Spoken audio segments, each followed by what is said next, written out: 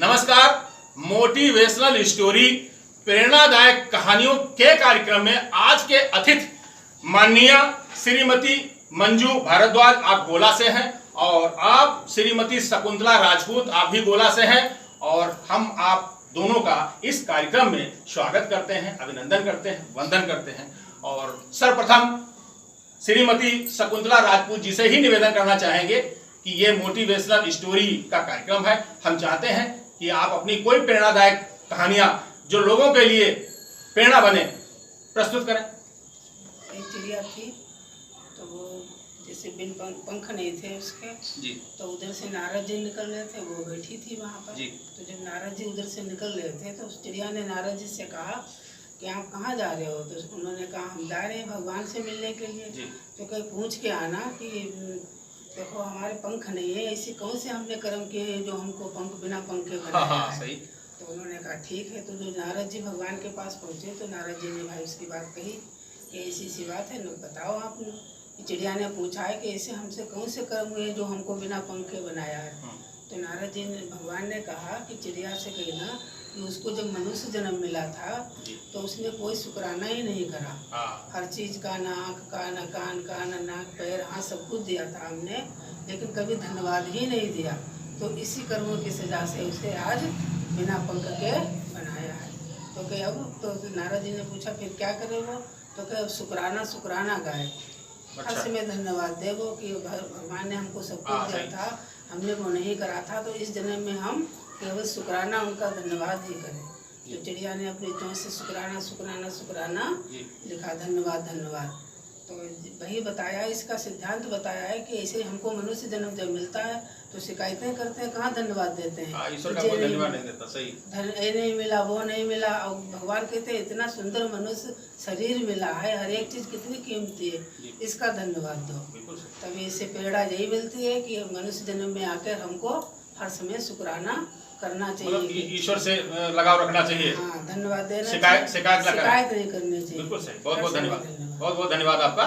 और अब मैं श्रीमती मंजू भारद्वाज जी से ही निवेदन करना चाहेंगे कि आप भी मोटिवेशनल स्टोरी कोई कहानियां आप इस कार्यक्रम में प्रस्तुत करें।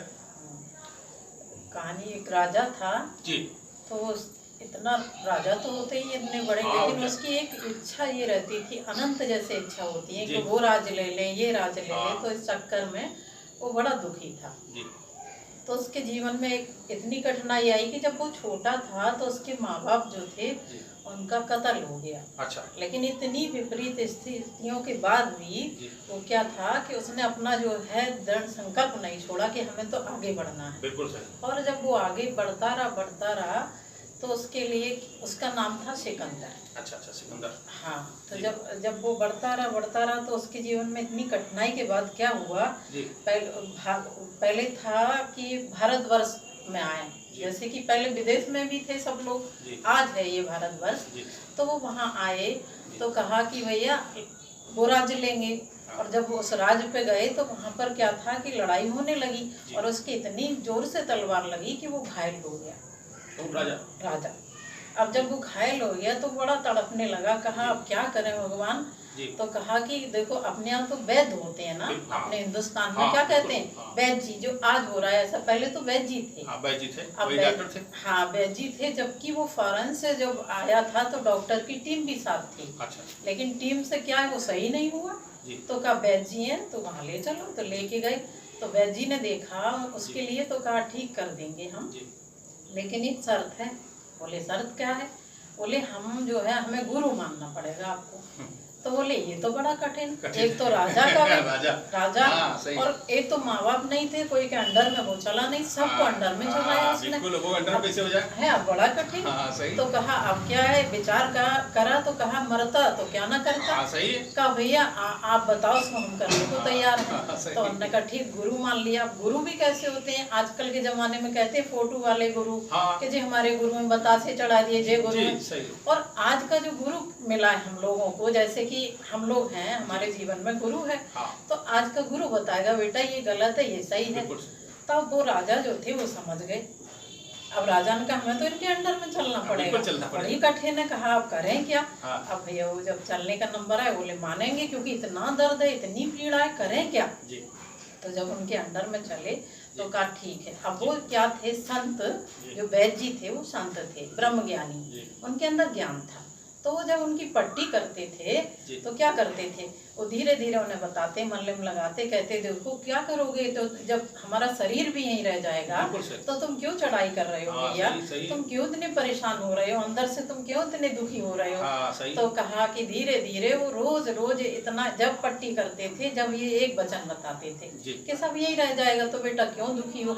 जब धीरे धीरे उनका ये बना तो क्या हुआ कि अंदर के जो घाव थे वो ठीक होने लगे, फिर ऊपर का भी घाव ठीक हो गया।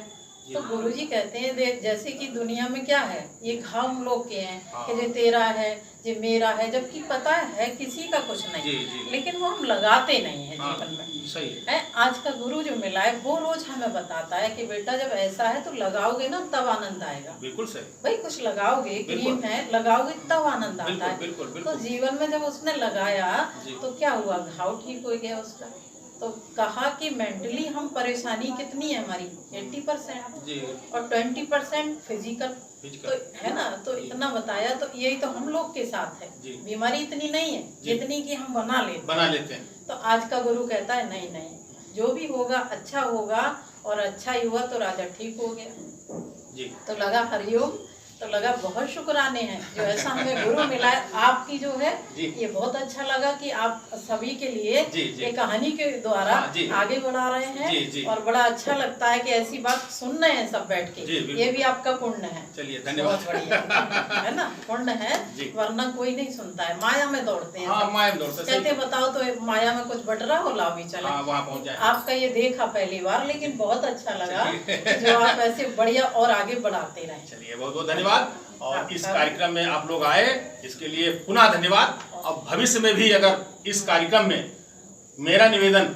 आप तक अगर पहुंचे तो आपसे आशा है, अपेक्षा है कि इस कार्यक्रम में अवश्य आएंगे। बिल्कुल आएंगे। आज का कार्यक्रम मैं यहीं पर समाप्त करता हूँ। धन्यवाद। धन्यवाद।